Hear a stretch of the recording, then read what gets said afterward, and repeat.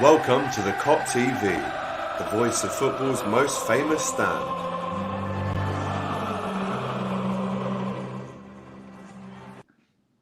Yes, hello and welcome back to yet another video today. It's the fourth video that we've put up, so if you haven't liked, if you haven't commented, if you haven't subscribed, then do so now before I go out of a job. No, I'm only listening.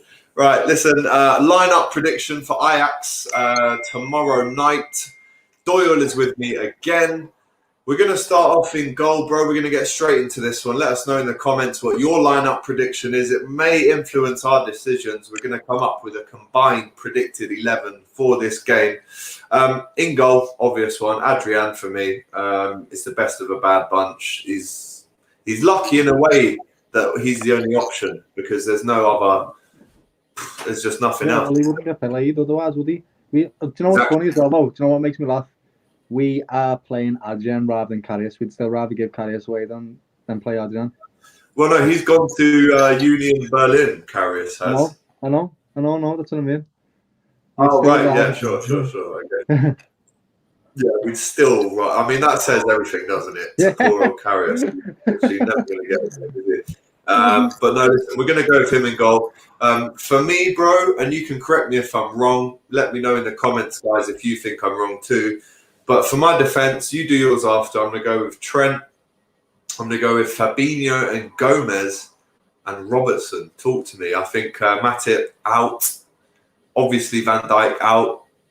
Are you confident with that defence going into tomorrow? Definitely, because it sets up the midfield that I want as well. So that's the exact same in defence that I want. I can't see Matip coming in straight away. Fab, when he's played at centre-back, he started off a bit shaky because he didn't know where to be, but he played well in the end, didn't he? So stick him on the back with Gomez. That'll be good. That's the back line. Obviously, it does take out Fabinho's expertise in midfield. But let's go on to the midfield now. I'm going with, and this could raise a few eyebrows, but considering the injuries that we have at the minute, I'm actually going to go with Wijnaldum, Henderson, and Curtis Jones in that midfield. A lot of shouts for Keita. Obviously, did really well in training yesterday. But I think personally, if you give Curtis Jones a chance, like tomorrow, a start in the Champions League group game, I think that's where we're going to see him shine. He's a player that obviously revels in pressure and getting the big chance. We've seen in the past that Klopp has used Milner in the midfield when we've been playing in the Champions League. Keita as well. And listen, I might be totally wrong, but what I would say is that I would love to see Curtis Jones get a chance in a big Champions League game. Henderson, Wijnaldum, and Jones. What's your midfield three, bro? Henderson, Wijnaldum, and Keita. I think I do want to see Curtis Jones on, but I think it'd be better to see him in Anfield. And if we get a win tomorrow, then it's better for him to have less pressure of the first game in the Champions League group stage. We haven't been playing well all season. We've got to play well this game. We've got to really win. So I mean, like I don't want that pressure on him. I want the pressure of him just his own performance on his back, nothing else. Does that make sense? Yeah, totally. I think. Listen, it's very sensible to be saying Keita has obviously got more experience in this competition than Jones, but there's just something about Jones that every time he comes off the pitch, I wish the game was 20 minutes longer and we would have seen more of him. Yeah. It's unfortunate for him that he's competing with the likes of Thiago and Fabinho and Henderson to get a starting place. But I think he's more than ready to deal with this at this level. I think he's built for it, to be honest. He's only a kid. He's young. If anything, he's going to learn from these. How old is he? 19? Yeah.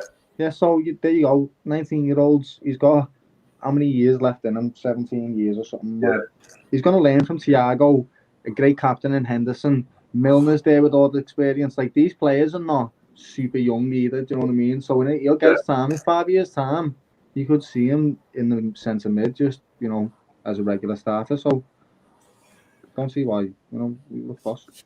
We've got to agree on the midfield, though. So, I think Henderson and Wijnaldum are starters. I don't think that's up for question. I hope.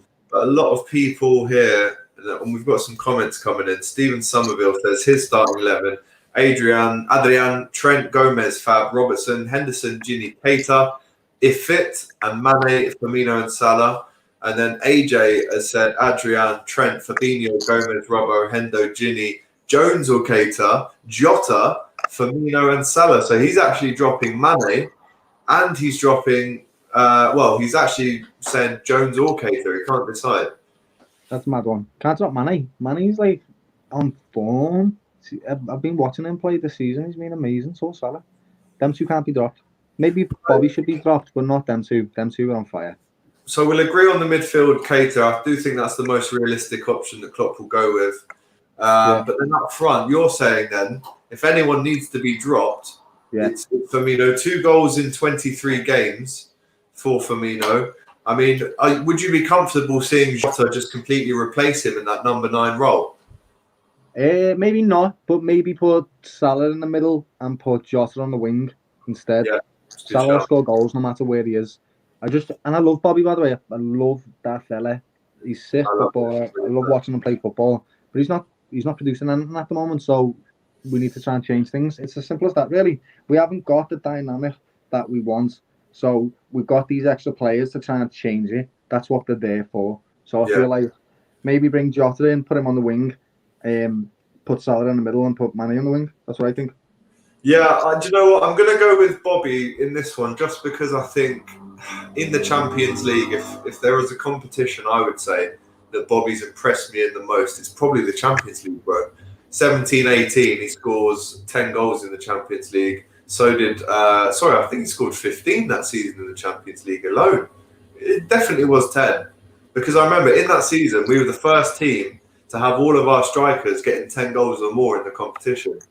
Mane, Salah, and Bobby all got plus 10. So I'm going to go with Bobby. However, if there is a sub to be made, it's definitely Jota coming onto the wing and Salah going through the middle. We've seen Salah play through the middle for Liverpool before, and if anything, he's just more effective. He's just in better spaces to run behind the defenders instead of cutting in, which can be quite obvious sometimes. Definitely, that's what I mean. So this is the reason why we bought these players, to change the dynamics of the team. When Thiago comes back, we'll be able to leave Fab and centre back if we want to, because we'll have Thiago there as well. This is the whole point why I'm not really super worried. Alisson, Thiago come back. We're missing Van Dijk. We're going to miss him. But, we'll be sound. Should be. Let's hope so. Nuclear Atoms says, do you think Klopp should change the system, like having one of the fullbacks to tuck in with the CBs and using the other one as a wing back? So this is a good shout. There was actually a thread on Twitter the other day that showed all the different types of formations that we could put out. What would you think to this, Doyle? A centre-back partnership of 3 at the back, and you would have Gomez, Fabinho, and who's the other one? Let me find this. I've got to find it because it was controversial, but when you actually think about it, I quite like it, to be fair. So the way I see it is, you wouldn't really ask one of your fullbacks to do that. You'd ask your centre defensive mid to do that. So whoever's playing CDM, you're going to get them to push into the middle of the centre backs, and the centre backs are going to push out to cover the wings. That's the way it works. You're not going to ask one of the fullbacks who are prolific assisters to stay back. You're going to ask a defensive player who doesn't really assist that much to do that because he's better at that job. I wouldn't waste one of the fullbacks putting him into a centre-back position. That's a waste of a player. Do you get what I mean? You need to get the most out of your players and play them where they're supposed to play. So I think what they should do is, and we already do that, to be honest, that's exactly what we do. We get somebody, usually when Van Dijk's playing to Gomez, but Fab will drop back when they're counter-attacking, so you've got 3 in the back like that. That's the way it works usually anyway. Yeah, I mean, this tweet that I saw earlier, I've got it up. It says, call me crazy if you like, but I think a back 3 of Fabinho, Matip and Gomez in a 3-4-3 with Trent and Robbo pushed up could help alleviate the loss of Van Dijk. Then in January, you make an audacious swoop to bring back 3 specialist Connor Cody home. What do you think about that? Connor Cody, imagine that. That's what I said. That's exactly what I said to do. I said play 5 at the back, because what that's going to do is give license to Robbo and Trent to go up and down. Because if you play 4 at the back without Virgil van Dijk right now, there's going to be too much gap and there's not enough leadership to be able to do that high lines, be able to keep it organised and stuff like that. So that's why get back to basics. Maybe put 5 at the back when Thiago comes back. We've still got creativity in the midfield. And again, I'm going to say this again. We have Mo Salah and Mane. You know what I mean? Like. What do you want to do? Mad. Yeah, like that's all I've got to say. They're going to score goals just as well as we think we're going to concede goals. They will score goals for the boys. So, Sam, you know what I mean? We'll always score goals. AJ says our pressing dynamic doesn't work properly without Firmino in a big game. That was my thinking by dropping Mane. Yeah, we've spoken about how we could potentially change the formation. Diego says, evening all. For me tomorrow, Liverpool 2, Ajax 0. The first 10-15 crucial for you boys to settle into the game well. Obviously a big Crystal Palace fan, but Diego got every single show on the Kop TV. He's an absolute legend, bro. So if he thinks 2-0, I'd definitely take that. Listen, we're predicted 3-2 and 4-2, but of course we way prefer a 2. We're going to be biased a little bit as well, Harvey, because we support them. But you're probably right in the sense that the first 15 minutes is massive, because that's going to be like the defence working itself out, going, are we sound? Is everyone all right? Do we know what we're doing? That type of thing. That's the way it's going to be. As soon as Liverpool grow into the game, we'll be sound. And this is what I mean about, again, I'm going to say it again, Mane and Salah. They can shock defences whenever they want. Whenever they want to do it, they'll just do it. So they can turn games around whenever they want as well. It's just about us now keeping that back line feeling good. That's it. Because the boys up front are sound. They've been scoring goals. Keep that back line sound. Yeah, I'm looking forward to seeing this one. All right, let's get a touch on this one, bro, because we spoke about this. I mean, I don't know about you, bro, but let me give my 2 pence. I'm actually embarrassed that our mate is even in the mix with these kind of chats. It's embarrassing. It's another thing that has just taken more integrity away from the game. And I think the timing of it couldn't be any worse. We're during a pandemic, a worldwide pandemic. And to me, that all that just says is dollar signs. I don't even want to read it or work out what the plan is. All I'm seeing is it's going to cost 4.6 billion, and JP Morgan are looking to put 6 billion into it. And it's just pumping money like. It's mad as well. Do you know what they said as well? Liverpool and Man U going to it. Isn't it? It's actually disgusting. Yeah. It's horrible, mate. I can't. And do you know what's the worst thing about it? Yeah, we're next to Man United, mate. In them talk. It's like I expect that from Man U. You know why? Because it's Man U. Liverpool, mate. I don't understand why we're even comprehending this. Like what? I don't understand what it is. It'll ruin football. Football is already on its way down. And like I'm not messing. The other day after that Everton Liverpool game, yeah, mate, I was looking at the modern game, just thinking I can't be arsed with this footy. Like I can't be arsed. So they're doing stuff like this as well. They're just gonna lose. Like what the. They can't do this, mate. I don't think it'll go through. I don't think it'll happen. I hope it doesn't go through. But you know what they say, the rich get richer. And this does look like something that only potentially increases the gap between the rich clubs and the poorer ones. I mean, Gary Neville, for me, bro, summed it up perfectly earlier on Sky Sports News. He said, if we've got 6 billion to lump into a new European Super League, why can't we stick out 150 to 200 million between us all to save the lower league club? Like, it's an absolute disgrace that we're even talking about this at this time when there's so much more to be looked at and dealt with in the world in general. This is just like, it's just a kick in the teeth, bro. The game's all about money now, isn't it? That's what it's all about. So it's just trying to find the football in that. That's what we're trying to do right now. So I hope things like this don't happen. I was thinking about this the other day. The players still play with skill. The football that they play is still real. They still love football. It's just that this modern game is just run by money. That's what it's run by, and it will for the rest of our lives. So we just have to try and find what we can and protest what we don't want. So if I can protest this in any kind of way, if it is going through, I will. But I don't think it will, because it's going to be. No one wants this. I haven't heard one person say, "Yeah, let's do this." Have you heard one person say this? No. And it's only up today. I mean, deep down, what do you actually think Klopp would think about this? Because like I was saying to James earlier, we all know his values as a man of society, as a man who is obviously way more on the left than he is on the right, which is pretty similar for all of our managers that we've had, especially Bill Shankly. But Klopp can't like this, bro. I don't care. Klopp's not going to like this one.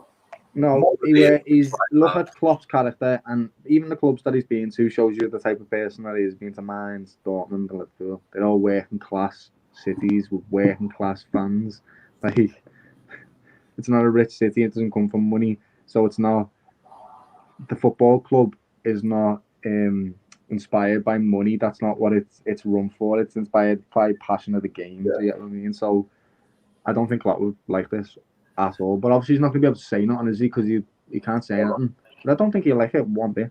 And I think he'll say something where in behind closed doors type of thing. Yeah, I think deep down, if you had him on his own with no cameras or no mics, he'd tell you what he thinks. And I think morally it just doesn't sit right with me. And I would say, I'm going to say it, every single football fan will not like this. So the fact that they've even brought it out and made it this breaking news, it's just a piss take, to be honest. More comments coming in. Why are people talking about Cody so much? Was he at Liverpool before? Yeah, he played one professional game for Liverpool. He was captain of the under-23s, the reserves. Didn't get many chances. Only one game under Brendan Rodgers away in the league to Angie. We played back in 2012. So obviously Cara pushed him on it last night on Sky Sports to say, like, you know, we'd have you back in January. And Cody couldn't believe that Carragher was even asking that on live TV. But would you take him back in January? Do you know what? Growing up, he was in the academies. He was like known in Liverpool for playing in the academies. Yeah, genuinely. And he was supposed to be like the next big centre back for Liverpool and stuff. So, you know, why not? I always love seeing Scousers in Liverpool. Always. Like, the more Scousers, the better. No problem. I'm sure he. But at the same time, right, I wouldn't want to drag someone away and plug a gap because he's in a great team in Wolves and he's a massive player for them as well. He's captain, isn't he? So I wouldn't want to drag someone away just to let him down in the end. Does that make sense? He's a good player, definitely a good player. But is he better than Gomez and Virgil van Dijk when they're on the day? Don't know. And that's what the problem is right there. Do you know what I mean? Yeah, Ahmed saying here, yes, he was at Liverpool, but he can only play in a back three. I don't know. I think that's maybe a little bit harsh. Obviously, he found, Wolves have found their favourite formation playing in that back three. But it's unfair to say that. I think he's grown up playing in a back four, so we'll see. Completely agree with you, Kop TV. Fuck Pickford, fuck VAR, absolutely Billy. Great shouts there. Fuck off Pickford, yeah. Again, brilliant. I think Upamecano is a way better option. He's strong, cool defender, and could be around 50 mil. That's not bad for a 23-year-old UCL experienced defender. Yeah, from my RB Leipzig, I've been seeing him as well. He scores goals as well, mate. I think he's a great prospect. That's exactly who you want, somebody like that to come in. He's going to be like the Gomez, them two fighting. Virgil van Dijk's going to have his place, but Virgil van Dijk will get old at one point. And when, you know, you've got young defenders who are 23 and hungry, that's what you want. That I think he'd be a great replacement in. Also, again, that gives us a license to play three at the back with three really strong defenders that way. Does that make sense? We could change. We just need options. That's what we need right now because we can't play the same thing because we don't have the same players. Simple as that. So, options. Options is what Soslan is saying here. I believe that we need to get centre back. Not too sure about Gomez. Same opinion regarding Matip, injury prone. He also goes on to say in the same comment that he wants Upamecano or Konate, both at Leipzig, or Cody, local boy. It's obvious that we need a fourth choice centre back, and it's frustrating that a week after a one window closes and we didn't plug the gap, this has happened, and now we have to react. Potentially, you know, it's a risky move in January, and everyone knows that Liverpool need a centre back. So guess what?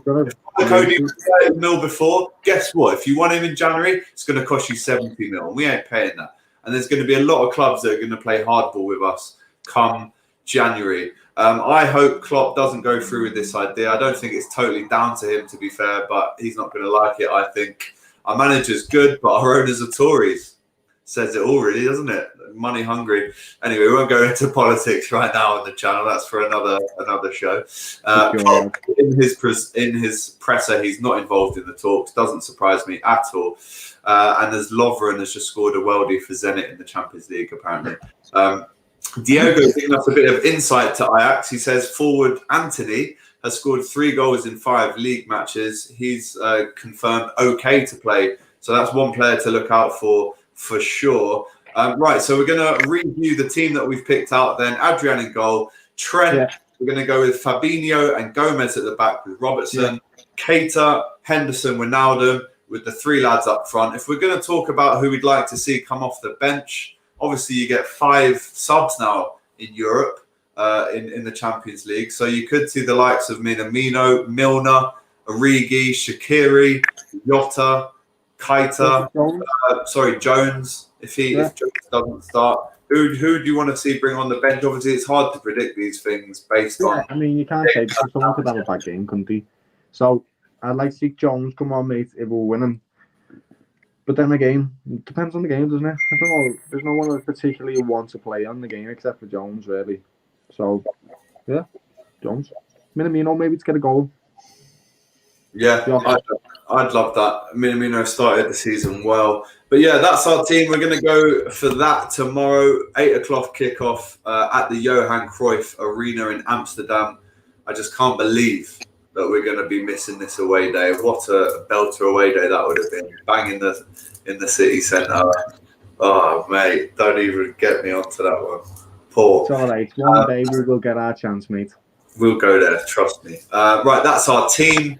We'll see you tomorrow. Doyle will, of course, be on fan cams after the Ajax game as well. And like I said, we've got a lot of plans, and you're going to be seeing a lot more of this fella as well. So, yeah, take care. I'm going with 3-2. Doyle's going with 4-2. Hopefully, we get off to a good start in the Champions League. Take care. Up the Reds.